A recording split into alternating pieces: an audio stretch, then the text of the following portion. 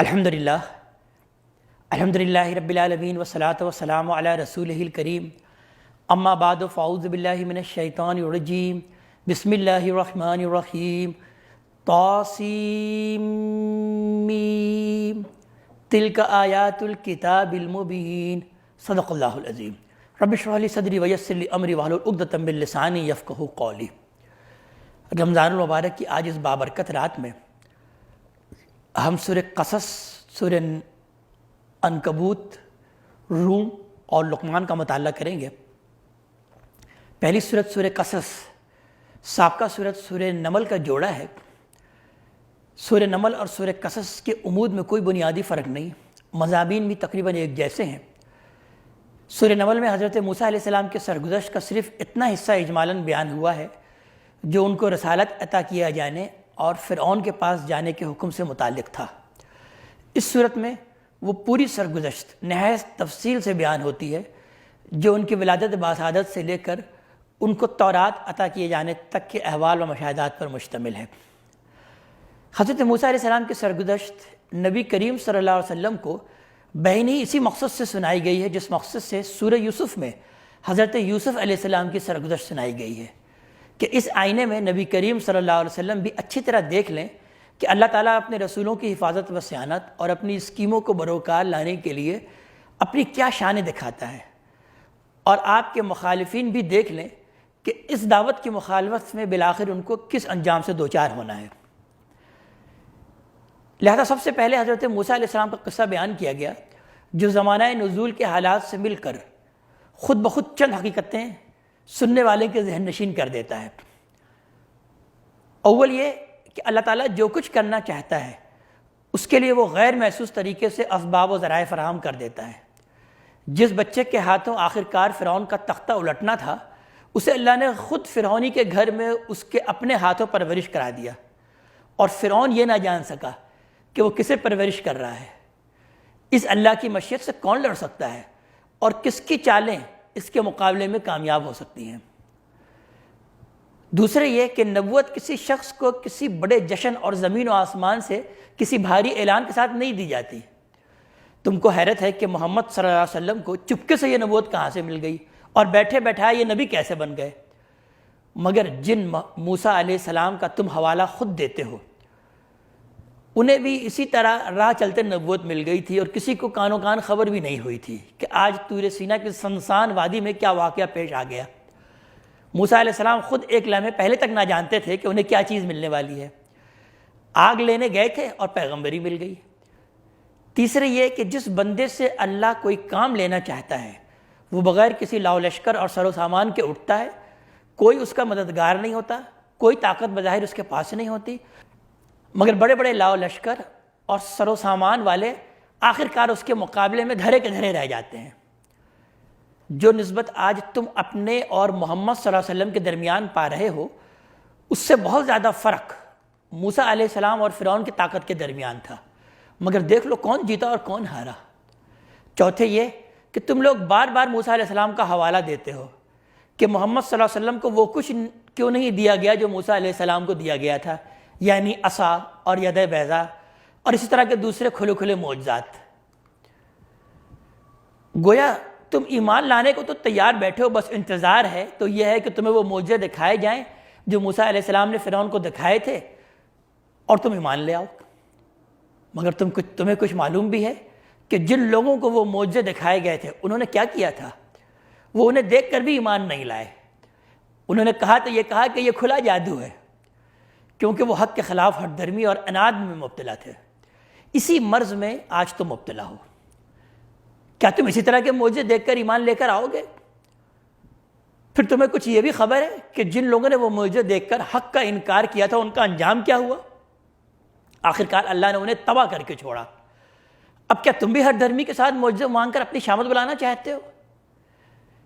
یہ وہ باتیں ہیں جو کسی تصریح کے بغیر آپ سے آپ ہر اس شخص کے ذہن میں اتر جاتی ہیں جو مکے کے کافرانہ ماحول میں اس قصے کو سنتا تھا، کیونکہ اس وقت محمد صلی اللہ علیہ وسلم اور کفار مکہ کے درمیان ویسے ہی ایک کشمکش برپا تھی جیسے اس سے پہلے فرعون اور حضرت موسیٰ علیہ السلام کے درمیان برپا ہو چکی تھی۔ اور ان حالات میں یہ قصہ سنانے کے معنی یہ تھے کہ اس کا ہر جز وقت کے حالات پر خود بخود چسپاں ہوتا چلا جائے، خواہ ایک لفظ بھی ایسا نہ کہا جائے جس سے معلوم ہو کہ قصہ کا کون سا جز اس وقت کے کس معاملے پر چسپاں ہو رہا ہے۔ اس کے بعد آیت نمبر 44 سے اصل موضوع پر براہ راست کلام شروع ہوتا ہے کہ سب سے پہلے اس بات کو محمد صلی اللہ علیہ وسلم کی نبوت کا ایک ثبوت قرار دیا جاتا ہے کہ آپ امی ہونے کے باوجود 2000 برس پہلے گزرا ہوا ایک تاریخی واقعہ اس تفصیل کے ساتھ من و ان سنا رہے ہیں، حالانکہ آپ کے شہر اور آپ کی برادری کے لوگ خوب جانتے تھے کہ آپ کے پاس ان معلومات کے حاصل ہونے کا کوئی ایسا ذریعہ نہیں ہے جس کی وہ نشاندہی کر سکیں۔ پھر آپ کے نبی بنائے جانے کو ان لوگوں کے حق میں اللہ کی ایک رحمت قرار دیا جاتا ہے کہ وہ غفلت میں پڑے ہوئے تھے اور اللہ نے ان کے لیے ہدایت کا انتظام کیا۔ پھر کفار مکہ کو اس واقعے پر عبرت اور شرم دلائی گئی جو اسی زمانے میں پیش آیا تھا کہ باہر سے کچھ عیسائی مکے آئے اور نبی صلی اللہ علیہ وسلم سے قرآن سن کر ایمان لے آئے، مگر مکے کے لوگ اپنے گھر کی اس نعمت سے مستفید تو کیا ہوتے، ان کے ابو جہل نے الٹی ان لوگوں کی کھلم کھلا بے عزتی کر دی۔ آخر میں کفار مکہ کے اس اصل عذر کو لیا گیا جو نبی کریم صلی اللہ علیہ وسلم کی بات نہ ماننے کے لیے وہ پیش کرتے تھے۔ ان کا کہنا یہ تھا کہ اگر ہم اہل عرب دین شرک کو چھوڑ کر اس نئے دین توحید کو قبول کر لیں تو یکایک اس ملک میں ہماری مذہبی، سیاسی اور معاشرتی چودراہٹ ختم ہو جائے گی، اور ہمارا حال یہ ہوگا کہ عرب کے سب سے زیادہ بااثر قبیلے کی حیثیت کھو کر اس سرزمین میں ہمارے لیے کوئی جائے پناہ تک باقی نہ رہے گا۔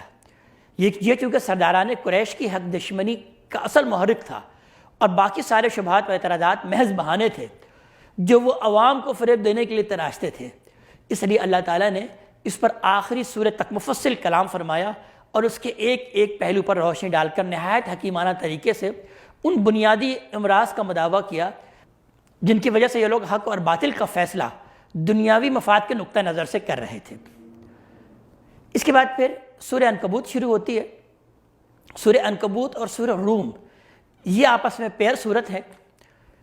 دونوں کا موضوع منکرین رسالت کو تہدید و وعید ہے، ان کے شبہات کی تردید، اور اہل ایمان کے لیے اگر وہ ثابت قدمی کے ساتھ اپنے ایمان پر قائم رہیں تو انجام خیر کی بشارت ہے۔ پہلی سورت سورہ عنکبوت کا آغاز ان لوگوں کو مخاطب کر کے ہوا ہے جو نبی کریم صلی اللہ علیہ وسلم پر ایمان لانے کے جرم میں ستائے جا رہے تھے، خاص کر نوجوان اور غلام اپنے باپوں اور آقاؤں کے ہاتھوں بڑی سخت آزمائش کے دور سے گزر رہے تھے۔ قدرتی طور پر اس صورتحال نے کمزور ارادے کے لوگوں کے اندر بہت سے سوالات قرآن اور رسول اللہ صلی اللہ علیہ وسلم کی صداقت سے متعلق پیدا کر دیے، جن کا برسر موقع جواب دینا ضروری تھا تاکہ مظلوموں اور کمزوروں کی ہمت افزائی بھی ہو، اور جو لوگ اللہ کی ڈھیل کو اپنی فتح سمجھ کر ظلم و ستم میں بالکل بے باک ہوتے جا رہے تھے ان کو بھی تنبیہ ہو۔ حالات کے تقاضے سے اس میں ہجرت کی طرف بھی اشارات ہیں، اور مظلوم مسلمانوں کو یہ رہنمائی دی گئی ہے کہ انہیں بہرحال ظلم کے آگے سپر نہیں ڈالنی چاہیے۔ اگر حق کی خاطر انہیں اپنے وطن کو چھوڑنا پڑ جائے تو اس کے لیے بھی انہیں تیار رہنا چاہیے۔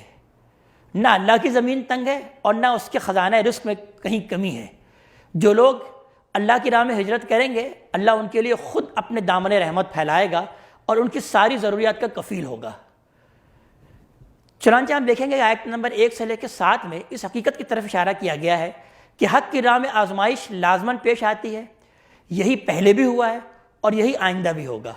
یہ اللہ تعالیٰ کی مقررہ کردہ سنت ہے، اسی سے مومن و منافق میں امتیاز ہوتا ہے۔ چنانچہ آغاز ہوتا ہے کہ الف لام میم احسب الناس ان یترکوا ان یقولوا آمنا وهم لا یفتنون، کہ کیا لوگوں نے یہ سمجھ رکھا ہے کہ وہ یہیں چھوڑ دیے جائیں گے صرف یہ کہنے پر کہ ہم ایمان لے آئے اور انہیں آزمایا نہ جائے گا۔ وَلَقَدْ فَتَنَّا الَّذِينَ مِن قَبْلِهِمْ فَلَا يَعْلَمَنَّ اللَّهُ الَّذِينَ صَدَقُوا وَلَا يَعْلَمَنَّ الْكَاذِبِينَ، ہم تو لازماً آزما کے رہیں گے ان لوگوں کو جو کہ ایمان کا دعویٰ کرتے ہیں۔ ہم نے پہلے بھی ایسے ہی کیا کہ ان کو آزمایا، تو لہٰذا ہم تو جان کے رہیں گے کہ کون ہے اپنے دعویٰ ایمان میں سچے اور کون ہے اپنے دعویٰ ایمان میں جھوٹے۔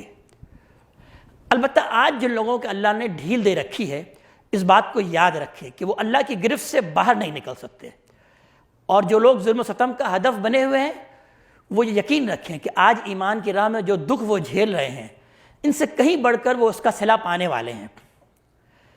اس کے بعد آیت نمبر 7 سے 13 میں والدین اور بزرگوں کی اطاعت کی حدود کی وضاحت کی گئی کہ ان کی اطاعت اللہ کی اطاعت کے تحت ہے۔ اس وجہ سے اگر کسی کے ماں باپ اس سے اللہ کی نافرمانی کا مطالبہ کریں تو اس معاملے میں ان کی اطاعت جائز نہیں ہے۔ اللہ کے ہاں کوئی دوسرے کے اعمال کا ذمہ دار نہیں ہوگا، ہر شخص کو اپنے اعمال کی جواب دہی خود کرنی ہوگی۔ پھر 14 سے 40 میں ہم دیکھتے ہیں کہ حضرت نوح علیہ السلام، حضرت ابراہیم علیہ السلام، حضرت لوط علیہ السلام اور مدین، عاد، سمود، قارون، فرعون اور حامان کے واقعات کی طرف اجمالی اشارہ کیا گیا، جس سے مقصد انہی باتوں کو تاریخ کی روشنی میں مدلل کرنا تھا۔ یعنی حق کی راہ میں امتحان کے مراحل سے گزرنا اللہ تعالیٰ کی ایک مقرر کردہ سنت ہے۔ حق کے مقابلے میں رشتوں، قرابتوں کی کوئی اہمیت نہیں۔ سب سے بڑا حق اللہ کا ہے۔ جو لوگ اللہ کے بندوں اور بندیوں کو فتنے میں ڈالتے ہیں وہ اللہ کی گرفت سے باہر نہیں جا سکتے۔ پھر آیت نمبر 41 سے 45 میں ان لوگوں کے زور و اثر کی تمثیل ہے جو سارے سہاروں کے بل پر اللہ کے حریف بن کر اٹھ کھڑے ہوئے ہیں۔ فرمایا کہ ان لوگوں کی تمام سعی و تدبیر کی مثال مکڑی کے جالے کی ہے، یعنی عنکبوت کی ہے۔ اسی مناسبت سے اس سورت کا نام بطور علامت العنکبوت ہے۔ پھر پیغمبر صلی اللہ علیہ وسلم کو یہ ہدایت دی گئی کہ آپ تمام مخالفتوں سے بے پرواہ ہو کر لوگوں کو اللہ کی کتاب سنائیں اور نماز کا اہتمام کریں۔ اسی نماز کے اندر اہل ایمان کے لیے تمام شر و آفات سے امان اور یہی طاقت کا اصل خزانہ ہے۔ اتل ما اوحی الیک من الکتاب، آپ تو تلاوت کیجئے جو بھی آپ کے جانب آپ کی طرف وحی کیا گیا ہے کتاب میں سے، اس کی تلاوت کیجئے، اور واقعی الصلاۃ، اور نماز کو قائم کیجئے۔ ان الصلاۃ تنہی عن الفحشاء والمنکر، بے شک نماز جو ہے وہ فحاشی اور منکر سے روکتی ہے۔ وَلَذِكْرُ اللَّهِ اکبر، اللہ تعالیٰ کا ذکر سب سے بڑا ذکر ہے۔ وَاللَّهُ يَعْلَمُ مَا تَصْنَعُونَ، اللہ تعالیٰ جانتا ہے جو بھی یہ بنا رہے ہیں۔ پھر آیت نمبر 46 سے 52 میں نبی کریم صلی اللہ علیہ وسلم کی رسالت پر اہل کتاب کے بعض اعتراضات کا جواب دیا گیا۔ اس کے ساتھ بحث میں مسلمانوں کو جو روش اختیار کرنی چاہیے اس کی ہدایت کی گئی، اچھے اہل کتاب کی تحسین کی گئی، جو لوگ کسی معجزے کا مطالبہ کر رہے تھے ان کو جواب دیا گیا۔ پھر آیت نمبر 53 سے 55 میں عذاب کے لیے جلدی مچانے والوں کو جواب دیا گیا، اور اس بات میں اللہ تعالیٰ کی جو سنت ہے اس کی وضاحت کی گئی۔ پھر 56 سے 60 میں جو مسلمان ایمان لانے کے جرم میں کفار کے ساتھ ستائے جا رہے تھے ان کو ہجرت کی ہدایت دے دی گئی، اور دنیا اور آخرت دونوں میں ان کو فوز و فلاح کی بشارت دی گئی۔ آیت نمبر 61 سے 69 یہ خاتمہ سورت کی آیات ہیں، جس میں خود مشرکین کے مسلمات سے ان پر توحید کے باب میں حجت قائم کی گئی، اور ساتھ ہی ان کی ملامت کی گئی کہ اس سرزمین میں تمہیں امن اور چین تو اللہ کے حرم کی بدولت ہی حاصل ہوئی ہے۔ جی میں یہاں سے پھر پڑھتا ہوں 61 سے 69۔ آیت نمبر 61 سے 69 خاتمہ سورت کی آیات ہے، جس میں خود مشرکین کے مسلمات سے ان پر توحید کے باب میں حجت قائم کی گئی، اور ساتھ ہی ان کی ملامت کی گئی کہ اس سرزمین میں تمہیں امن اور چین تو اللہ کے حرم کے بدولت حاصل ہوئی ہے، لیکن تم اللہ کی نعمت کی ناشکری کر رہے ہو، اور عین اللہ کے حرم میں بیٹھ کر اپنے خود تراشیدہ معبودوں کے گن گا رہے ہو۔ ان کی اس ناشکری کا جو انجام ان کے سامنے آنے والا ہے اس کا بیان ہوا ہے، اور اہل حق کو اللہ کی مدد و نصرت کی بشارت جو اس تاریک ماحول میں حق کا نور پھیلانے کے لیے جدوجہد کر رہے ہیں وہ ان کو دی گئی ہے۔ اس گفتگو پر پھر سورہ عنکبوت ختم ہوتی ہے۔ یہ سورت سورہ روم پچھلی سورت عنکبوت کا پیر ہے، اور دونوں کا قرآنی نام بھی ایک ہی ہے، یعنی الف لام میم۔ اس وجہ سے دونوں کے مضامین میں بھی کوئی خاص فرق نہیں۔ پچھلی صورت میں ظاہری حالات کے علی الرغم مسلمانوں کو نصرت الہی اور غلبہ کی بشارت دی گئی ہے، اور اس بشارت کی بنیاد اس حقیقت پر رکھی گئی ہے کہ اس کارخانہ کائنات کو اللہ تعالیٰ نے بالحق پیدا کیا ہے، وہ وحدہ لا شریک ہے، تمام امر و نہی اسی کے اختیار میں ہے، وہ اس دنیا میں بھی اپنے رسول اور اپنے ساتھیوں کو غلبہ بخشے گا، اور اس دنیا کے بعد آخرت میں بھی، جس میں اس کے کامل حق و عدل کا ظہور ہوگا۔ اس وقت باطل یکسر نامود ہو جائے گا، اور حق اور اہل حق کو ابدی بادشاہی حاصل ہوگی۔ یہ مسائل مشرکین مکہ اور مسلمانوں کے درمیان زیر بحثی تھے کہ اسی اثنا میں پڑوس کے ملک یعنی شام اور فلسطین میں یہ انقلاب پیش آیا کہ مجوسیوں نے حملہ کر کے رومیوں کو وہاں سے بے دخل کر دیا۔ رومی چونکہ نصرانیت کے پیروکار تھے، اس وجہ سے دین و عقیدہ کے اعتبار سے وہ مسلمانوں سے قریب تھے، اور اس قربت کے سبب سے قدرتی طور پر مسلمانوں کو ان سے ہمدردی بھی تھی۔ اس کے برعکس مجوسی دین شرک کے پیرو تھے، اس وجہ سے مشرکین کی تمام ہمدردیاں ان کے ساتھ تھی۔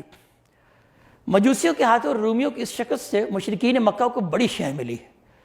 اس کی آڑ میں انہوں نے قرآن کی ان تمام باتوں کا مذاق اڑانا شروع کر دیا جو ان کے خواہشوں کے خلاف تھی۔ مثلا یہ کہ مسلمان جو یہ کہتے ہیں کہ دین توحیدی حق ہے، یا مسلمانوں کو غلبہ حاصل ہوگا، یا قیامت آنے والی ہے جس میں حق کا بول بالا ہوگا، یہ سب باتیں ان کی محض لایانی ہیں۔ اگر ان کی یہ باتیں سچی ہوتی تو بھلا مجوسیوں کو رومیوں پر کس طرح غلبہ حاصل ہوتا؟ یہ واقعہ تو اس بات کی صاف شہادت ہے کہ ہمارا ہی دین و عقیدہ اور ہمارا ہی نظریہ زندگی صحیح ہے، اور ہم ہی غالب و حاکم رہیں گے۔ قرآن نے اس صورت میں اس واقعے کو بنیاد بنا کر ان تمام حقائق کو اثر نو واضح کیا جن کو مشرکین نے مشتبہ بنانے کی کوشش کی۔ اس طرح اس واقعے سے تقریر کا رخ آخرت کے مضمون کی طرف پھر جاتا ہے، اور مسلسل 3 رکوعوں تک طریقے سے یہ سمجھانے کی کوشش کی جاتی ہے کہ آخرت ممکن بھی ہے، معقول بھی ہے، اس کی ضرورت بھی ہے، اور انسانی زندگی کے نظام کو درست رکھنے کے لیے بھی یہی ضروری ہے کہ آدمی آخرت کا یقین رکھ کر اپنی موجودہ زندگی کا پروگرام اختیار کرے۔ اس سلسلے میں آخرت پر استدلال کرتے ہوئے کائنات کے جن آثار کو شہادت میں پیش کیا گیا وہ بہنی وہی آثار ہیں جو توحید پر بھی دلالت کرتے ہیں۔ اس لیے آیت نمبر 28 سے تقریر کا رخ توحید کے اثبات اور شرک کے ابطال کی طرف پھر جاتا ہے، اور بتایا جاتا ہے کہ انسان کے لیے فطری دین اس کے سوا کچھ نہیں ہے کہ وہ بالکل یکسو ہو کر اللہ کی بندگی کرے۔ شرک فطرت کائنات اور فطرت انسان کے خلاف ہے، اسی لیے جہاں بھی انسان نے اس گمراہی کو اختیار کیا ہے وہاں فسادی رونما ہوا ہے۔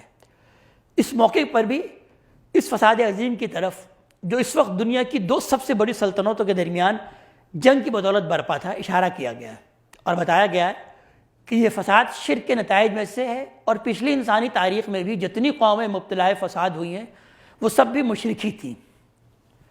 خاتمہ کلام پر تمثیل کے پیرائے میں لوگوں کو سمجھایا گیا کہ جس طرح مردہ پڑی ہوئی زمین اللہ کی بھیجی ہوئی بارش سے یکایک جی اٹھتی ہے اور زندگی و بہار کے خزانے اگلنے شروع کر دیتی ہے، اسی طرح اللہ کی بھیجی ہوئی وحی اور نبوت بھی مردہ پڑی ہوئی انسانیت کے حق میں ایک باران رحمت ہے جس کا نزول اس کے لیے زندگی اور نشو نما اور خیر و فلاح کا موجب ہوتا ہے۔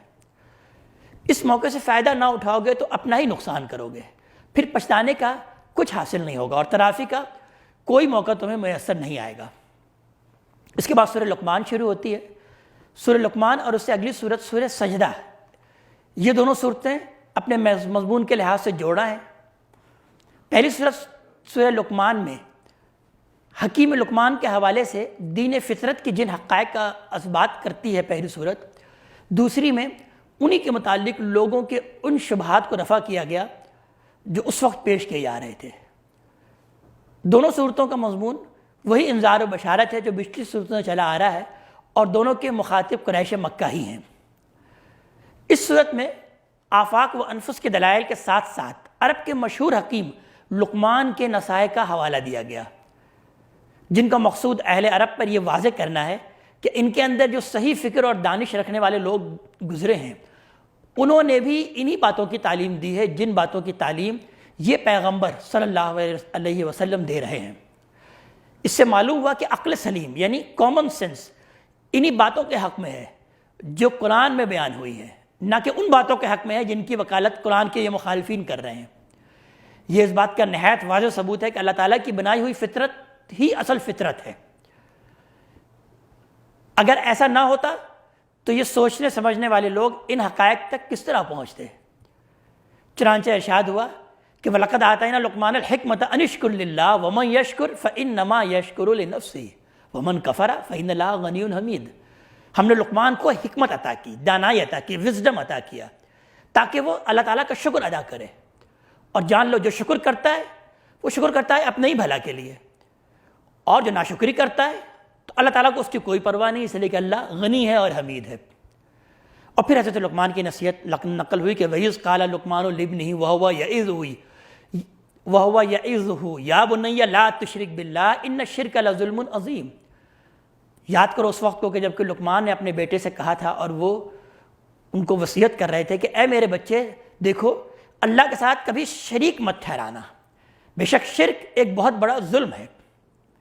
اس کے بعد اللہ تعالیٰ نے حضرت لقمان علیہ السلام کی اس وصیت کو روک کر والدین کے حقوق کا تذکرہ کیا، اس لیے کہ قرآن حکیم کا یہ اسلوب ہے کہ جہاں پر بھی اللہ کا حق بیان کیا جاتا ہے فوراً والدین کے حقوق کو بیان کیا جاتا ہے۔